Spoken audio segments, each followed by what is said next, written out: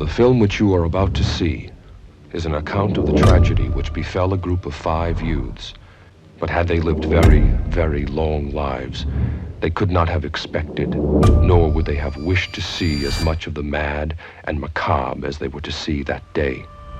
For them, an idyllic summer afternoon drive became a nightmare.